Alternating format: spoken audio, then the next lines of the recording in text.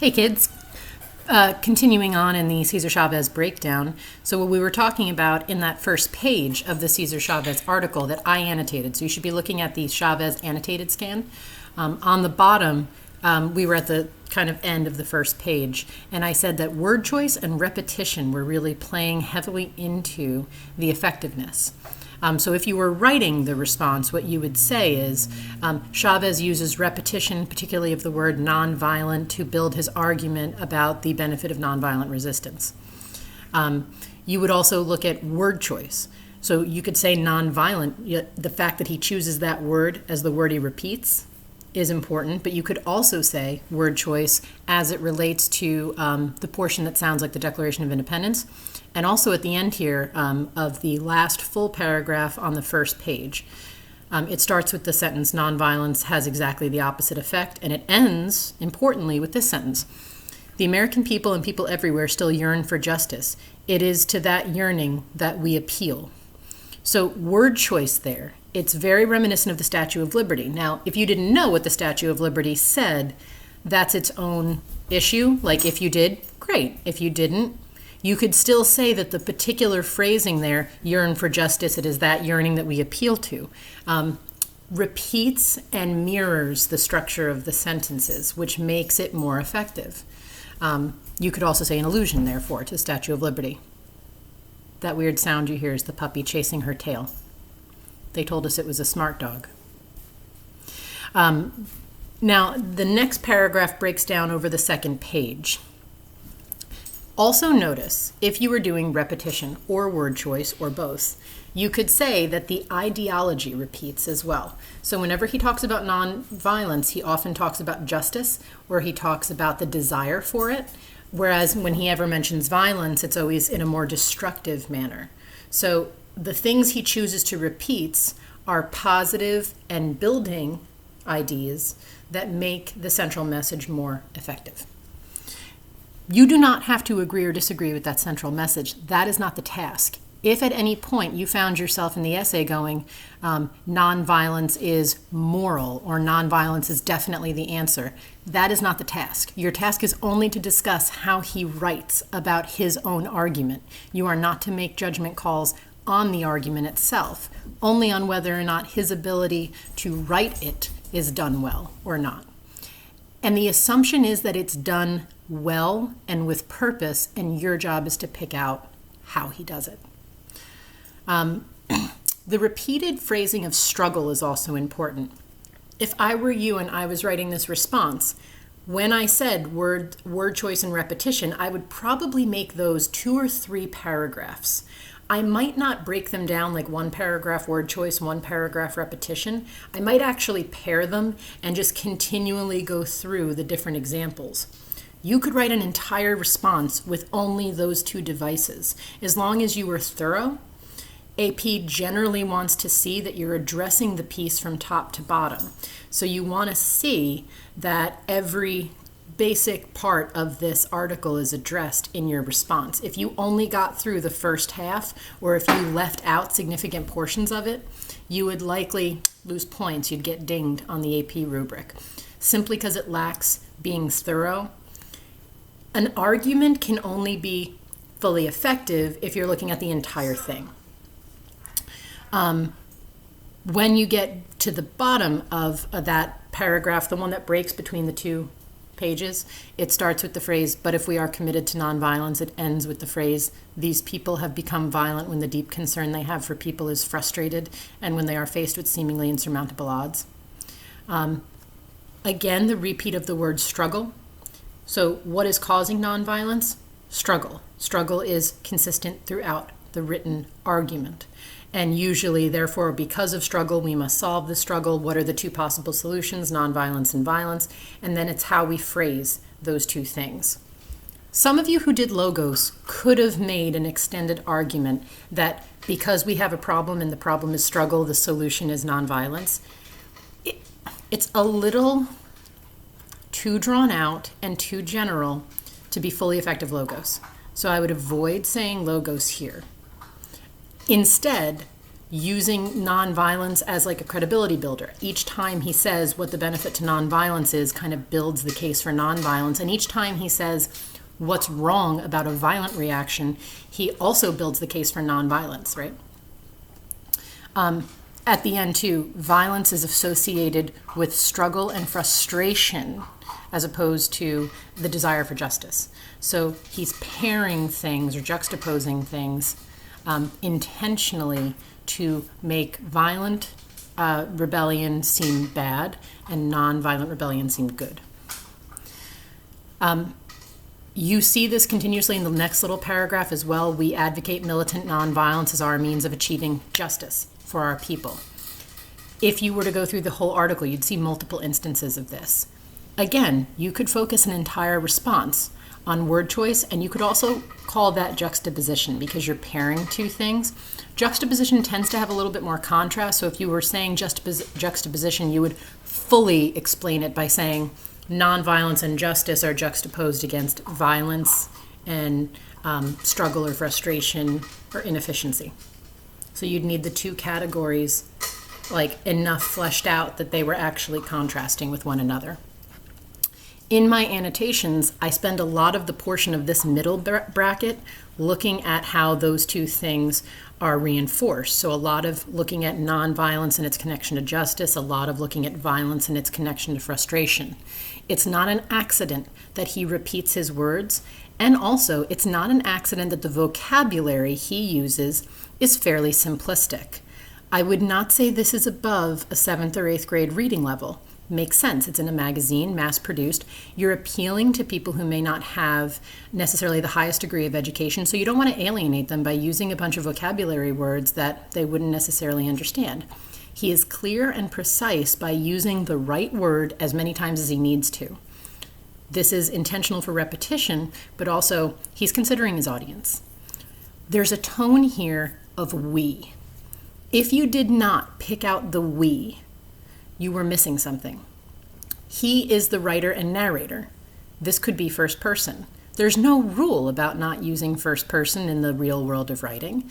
So when he's writing this, he could say, I advocate nonviolent resistance. I believe in this. I think this. Instead, he uses we. We is a much more inclusive pronoun to choose. It's bringing you in. It inevitably sets you as the reader in the same position as whoever's writing. He is definitely doing that on purpose. And if any of you picked out we as one of the choices he made that reinforced his argument, you were 100% correct. If you missed we now, in the future, always consider that your writer is writing. The narrator of your piece does not necessarily always have to be the writer, and you have to identify who the narrator is and why the writer's doing what they did to narrate their piece. Like in Cold Blood, first person or third person. Why? Why make that choice? We'll talk more about In Cold Blood, separate video. But the same skill sets are going to apply. This is how we're looking at everything all year. As you go down, Gandhi is mentioned. Another frequent flaw that students have in these early essays is they get distracted by Gandhi and they start explaining everything they know about Gandhi. Do you want to know about Gandhi? I know about Gandhi. You don't need to do that. Just like with Martin Luther King Jr., if you did not know who Gandhi was or you didn't have a lot of background, you didn't need it. Here, what is the case? Without knowing really who Gandhi was, you can tell from the structure of the sentence that this is an illusion. So the boycott, as Gandhi taught, is the most nearly perfect instrument of nonviolent change, allowing for masses of people to participate actively in a cause. That's ethos. It's building credibility by making an allusion to another person who had the same strategy. You could either say illusion or ethos. As my previous video about why you would want to do the more specific literary device instead of just ethos said, ethos, pathos, and logos are good, and they're a great starting point, but they are much larger categories. It is always stronger for you to say ethos kind of by way of allusion. In the next sentence, and not just in the next sentence, there are other times that this device came in, but sometimes when I found a really good example of it, it was just easier to draw your attention to it. You can say grammar is a rhetorical device. Some of you probably said to yourself at one point or another, these sentences seem long. It seems like there's a lot of like conditional phrases in them. The use of commas is fascinating. There's technically, in this next sentence here, when victory comes through violence, comma, it is a victory with strings attached. Some of you may have kind of falsely claimed this to be logos. You could make an argument for logos, but not a strong one. Grammar here to me is the bigger thing. Repetition also works. You could also talk about imagery, the imagery of strings being attached or not attached, though you're pulling outside the normal scope of the phrase with strings attached to look at imagery. When victory comes through violence, comma, it is a victory with strings attached, is a comma splice. These are two phrases that should be connected by a conjunction, like and or but, or they should have a semicolon between them. So the fact that it's grammatically incorrect does something. It actually brings the phrase close together and makes it connect when it should be separate. That is reinforcing this idea that violence is always bad, violence always has a higher price, violence isn't worth whatever it is you're willing to pay. You might have seen that the comma use throughout this article creates longer, more fluid sentences. He's frequently using that to build more ideas into nonviolence, and he's shortening and condensing the ideas about violence. You are always welcome to talk about grammatical structure. You still have a continuation of ethos building when you're there, because he does have a couple of moments talking about you would lose your sense of life and justice, you would lose your strength. If you were kind of really pulling those allusions out, you could say that there's further discussion of Martin Luther King and Gandhi there. But in general, those ideas build the credibility of his piece. He's providing a reason why nonviolence is more credible than violence. You also have more grammar and sentence structure in the next tiny itty-bitty little paragraph. When you were writing, I said even a tiny little bitty paragraph is better than no paragraph at all. Paragraphs are methods of organizing ideas. A paragraph should be defined by having one idea throughout it. There has been a mistake, or rather sort of an elementary school style of teaching you how to organize paragraphs by always telling you they needed to have a certain number of sentences. This was because when you were younger, you needed a number of sentences to give you as a goal for explaining your ideas. Realistically, at this level of writing, you can have tiny itty-bitty paragraphs if there's a tiny itty-bitty idea. Paragraphs should not have standard sizes. They should have a coherent focus. And once that focus runs out, you should move on to the next paragraph.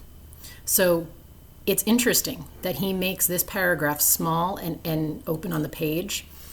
It's tiny but very punchy. And he uses a fragment in it. Using a fragment, because it's not a grammatically correct sentence, draws your eye to it. It's short. And in addition, it kind of acts like a bold or a highlight because it's a fragment, right? We know it's wrong, so we're looking at it. Why are we looking at it? Why is it there?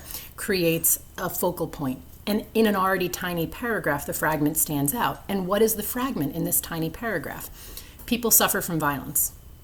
Very short, punchy idea that reinforces that violence is the wrong answer. It also helps create tone, right?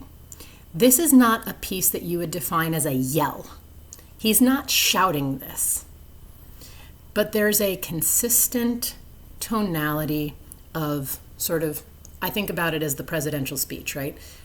He's presenting the idea in the tone that he's right.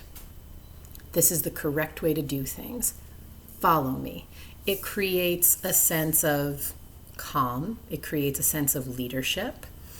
Every time he opens the sentences with a phrase like, do this, it's active. It makes you want to follow him. So it builds a nice tone. He follows that fragment with another fragment. New paragraph, examine history. Another command, very active. Who gets killed in the case of violent revolution? Rhetorical question. But then he answers it with another fragment, the poor, the workers. The use of all these short sentences is pulling you there. In case all of his other well-written, longer, more flowery sentences maybe didn't make sense to you, here's the short, punchy version. That's the purpose of the fragmentation. And the fragmentation is definitely a tool. Usually one or two of you can pick out that he's using fragments. So if you did, as you go through the end of it, it's a lot more of the same, but we do end, importantly, the last paragraph ends on the we. He gets away from it for a little while and does more general things like to call men to arms, those who espouse, which are still collective ways of expressing yourself. But he really ends directly on the we. We know that most likely we are not going to do anything else the rest of our lives except build our union. For us, there is nowhere else to go. Although we would like to see victory come soon, we are willing to wait. In this sense, time is our ally. We learned many years ago that the rich may have money, but the poor have time. Interestingly, he could have done another fragment there, another comma splice, but he did it grammatically correctly by adding but as the conjunction. There's an assertiveness, especially at the end there. We will do this, we will do this. It's almost like he knows you're already involved in his argument, right? He's not giving you an opportunity to debate him. The infrequent use of questions also makes the use of the rhetorical question at the end there quite notable. He does not beg for us, he simply states. I hope that you guys have found this breakdown useful, because the next thing you're going to do after I grade your Chavez pieces, it's coming. The grading portals have been freezing more than periodically because in general, Google Classroom is getting hammered more than usual. So we've had kind of semi-daily updates from Google saying that this or that is on the fritz. They're coming, promise. But when you get them, the next thing we're going to do after you get them and see my comments is you're rewriting Chavez. I expect that you take some of the stuff you learned on your own, some of the notes you've taken or not taken, but some of the lessons that we've been going through, and apply it, but you're also more than welcome to use this. I hope this has been helpful. See you guys in class.